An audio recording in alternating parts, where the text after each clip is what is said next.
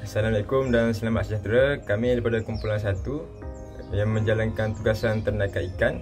Kami daripada Fakulti Teknikal dan Vocational. Kumpulan kami terdiri daripada 8 orang, iaitu saya, Ahmad Amir Firdaus bin Abu Bakar, Muhammad Faizal bin Cik Rahim, Muhammad Firdaus bin Zaidi, Muhammad Fuad bin Zamim, Muhammad Hafizuddin bin Halim, Olive Fit anak Holis Miki Langgi, Angelina Selin anak Jacob, dan Muhammad Hafizi bin Mazlan.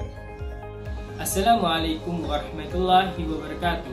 Nama saya Muhammad Faizal bin Cik Rahim, memegang nombor metrik D202010949111. Okey, pada hari ini saya ingin membentangkan tentang pengenalan akuakultur. Akuakultur merupakan proses pemeliharaan, pembiakan dan penuaian kedua-dua spesies akuatik, haiwan dan tumbuhan dalam persekitaran akuatik terkawar seperti lautan, tasik, sungai dan kolam. Dalam tugasan ini, kami diberi tugasan untuk menternak ikan jenis tilapia sebanyak 110 ekor. Itu sahaja daripada saya. Sekian, terima kasih. Assalamualaikum warahmatullahi wabarakatuh. Nama saya Muhammad Fuad bin Zamim dan saya akan membentangkan mengenai latar belakang tugasan.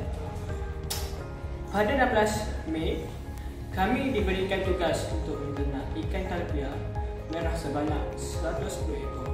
Kami dibagi kepada 8 orang dalam satu kumpulan. Kemudian ikan ini diternak sehingga minggu ke-14. Ikan tilapia adalah nama umum sejenis ikan yang popular dari keluarga cai yang berasal daripada puak biologi yang dikenali sebagai Talipin cai. Tilapia boleh ditemui di kawasan air tawar dan juga di kawasan air payah. Ia mampu untuk membesar cepat sehingga 1.16 gram sehari. Mudah dan cepat membiak dan ketahanan lawan penyakit. Bijak menyesuaikan diri dengan kesedaran serta memberi nilai pasaran yang baik. Ikan tersebut diternak di dalam tangki bersaiz 1.0 meter kali dengan 0.7 mm. Aeration digunakan sebagai sumber oksigen dan pengaliran air yang baik. Sekian, itu sahaja dari saya. Sekian. Seterusnya adalah objektif tugasan ternakan ikan. Terdapat 3 objektif utama. Yang pertama adalah memelihara dan mengurus ternakan dengan baik. Sebagai contoh, kami dapat mengenal pasti kaedah pemeliharaan dan pengurusan ikan dengan baik. Contohnya membersihkan kolam, memeriksa suhu dan pH air dan sebagainya. Objektif yang kedua adalah mengesan tanda-tanda awal ikan berpenyakit dan membuat rawatan mudah.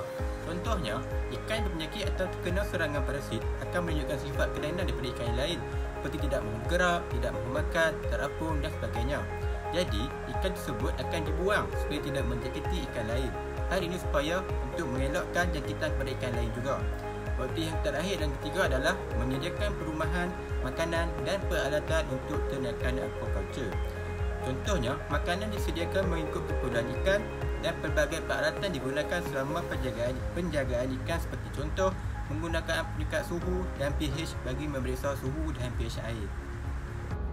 Baiklah, saya Angelina Selin anak Jacob, bernombor matriks D202211011768. Pada hari ini saya akan menerangkan tentang kaedah pelaksanaan sepanjang tugasan projek ikan ini dijalankan, di mana saya membahagikannya kepada 3 bahagian, iaitu sebelum, semasa dan selepas. Untuk sebelum, kami memilih tapak dan spesies ikan, di mana kami memilih spesies ikan tilapia merah sebanyak 110 ekor ikan. Kami memilih ikan ini kerana ikan ini tinggi rintangannya terhadap penyakit dan senang dijaga. Untuk pemilihan tapak, kami menternak ikan ini di dalam tangki hitam yang bersaiz 1.0 meter kali dengan 0.7 meter. Di mana sebelum ikan ini diternak dalam tangki tersebut, kami akan memenuhi tangki tersebut dengan air pahit dan dituang oleh klorin sebanyak 1 penutup botol anti-klorin.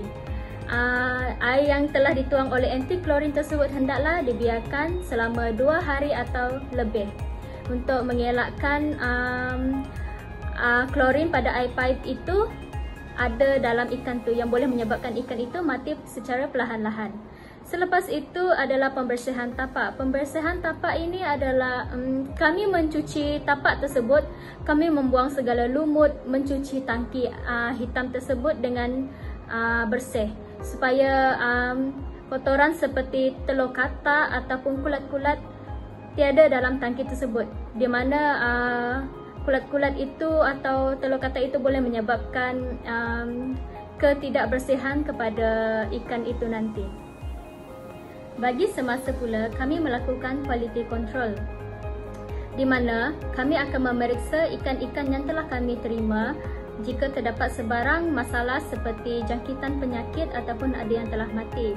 Jika terdapat ada yang telah mati ataupun berpenyakit, kami akan membuang ikan tersebut supaya tidak menjangkiti ikan-ikan yang lain. Tidak lupa juga aeration. Aeration bertujuan untuk menyalurkan oksigen kepada ikan dan memastikan pengaliran air di dalam tangki ikan tersebut. Seterusnya adalah pembersihan air. Pembersihan air dilakukan jika air menjadi keruh atau berbuih, terdapat pertumbuhan algae, suhu dan pH air meningkat dan terdapat parasit di dalam tangki seperti contoh cacing. Kami menggunakan cara jika dasar air menjadi kotor disebabkan najis ikan, kami menggunakan pam air yang telah disediakan untuk mengepam kotoran-kotoran tersebut keluar. Seterusnya, kami juga menggunakan cara mengeluarkan kesemua ikan dan dimasukkan ke dalam akuarium untuk sementara waktu untuk mencuci kolam tersebut dan membuang air kotor tersebut. Kemudian, air tersebut akan digantikan dengan air yang telah dimasukkan dengan anti-klorin selama 2 hari dibiarkan supaya klorin daripada air paip tidak terdapat dalam air tersebut dan ikan selamat menggunakan air tersebut. Kemudian adalah pemberian makanan. Pemberian makanan ini dilakukan dengan cara kami mengambil 10 ekor sampel ikan bagi mendapatkan purata pemberian makanan, di mana berat seekor ikan akan didarabkan dengan jumlah keseluruhan ikan untuk mendapatkan biomas dalam kilogram ataupun gram. Seterusnya adalah jumlah makanan. Jumlah makanan dilakukan dengan cara biomas akan didarabkan dengan daily feed rate, iaitu peratus daripada berat ikan. Kemudian kami akan melakukan pemeriksaan suhu dan pH air, di mana pemeriksaan ini dilakukan selama 2 kali dalam sehari, pagi dan petang, untuk memastikan suhu dan pH air berada dalam keadaan yang betul untuk memastikan pertumbuhan ikan berjalan dengan lancar. Akhir sekali adalah melakukan jadual pemberian makanan. Jadual pemberian makanan ini dilakukan supaya kesemua ahli bertanggungjawab untuk turun ke ladang bagi memeriksa suhu dan pH dan memberi makan kepada ikan-ikan. Bagi selepas pula, kami melakukan aktiviti pembersihan kolam dengan mencuci tangki yang telah digunakan dan meletakkannya dalam keadaan yang baik. Akhir sekali, kami melakukan disinfektan untuk membasmi kuman. Nama saya Olive anak Holis Mikilanggi, memegang nombor matrik D2022 1101792. Seterusnya, saya akan membentangkan tentang masalah yang timbul sepanjang tugasan ini dilangsungkan dan cara kami menyelesaikan masalah-masalah tersebut. Pertama ialah air mudah keruh. Kami mendapati air menjadi keruh kerana najis ikan dan sisa lebihan makanan menyebabkan air menjadi cepat keruh dan kotor. Selain daripada itu juga, ketiadaan penapis air. Cara penyelesaiannya adalah dengan menukarkan air yang baru yang telah dituang dengan anti-klorin. Kedua adalah peningkatan suhu air. Suhu air meningkat disebabkan air terdedah dengan matahari secara berterusan.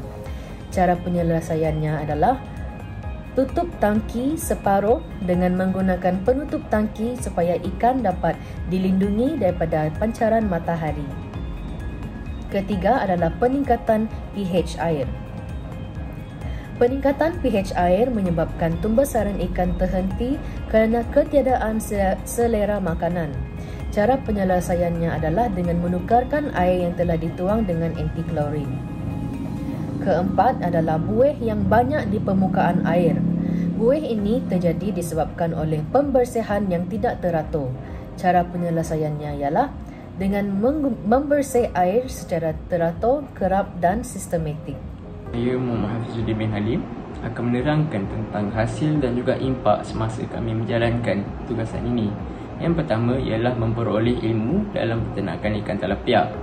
Faktor seperti kebersihan air, tangki dan juga tapak dalam peternakan ikan adalah amat penting supaya ikan tidak mudah dijangkiti penyakit serta memelihara suhu dan pH air agar berada pada tahap yang optimum. Ikan juga haruslah dipantau dan diberi makan setiap 2 kali sehari. Yang kedua ialah mengetahui punca penyakit ikan dan juga cara penyelesaiannya. Sepanjang peternakan ikan ini, kami dapat mengetahui punca penyakit ikan sebagai contoh, serangan parasit seperti cacing dan juga katak yang bertelur di dalam tangki menyebabkan kematian ikan di dalam jumlah yang banyak. Dan yang ketiga ialah mengetahui teknik pemberian makanan mengikut jumlah dan juga berat ikan. Kami juga mempelajari tentang teknik pemberian makan kepada ikan yang diberi mengikut berat dan juga jumlah ikan supaya bersesuaian dengan nutrisi yang diperlukan. Assalamualaikum, nama saya Muhammad Hafizi bin Mazlan, nombor metrik D202211011772. Saya akan teruskan dengan kesimpulan. Sepanjang menternak ikan tilapia ini, kami dapat mencapai objektif kami, iaitu kami dapat mempelajari cara memelihara dan menguruskan ternakan ikan dengan baik, iaitu dengan membersihkan tangki dan air supaya air tidak menjadi keruh dan menyebabkan kematian ikan. Seterusnya, kami juga dapat mengesan tanda-tanda awal penyakit dan cara untuk mengatasinya seperti yang dinyatakan dalam permasalahan yang berkenaan dengan masalah air keruh yang telah disebabkan oleh najis ikan dan makanan ikan, suhu yang tinggi dan pH yang tinggi. Pelbagai langkah dilakukan, antaranya ialah dengan menukarkan air dan menutup tangki supaya tidak terlampau terdedah dengan matahari.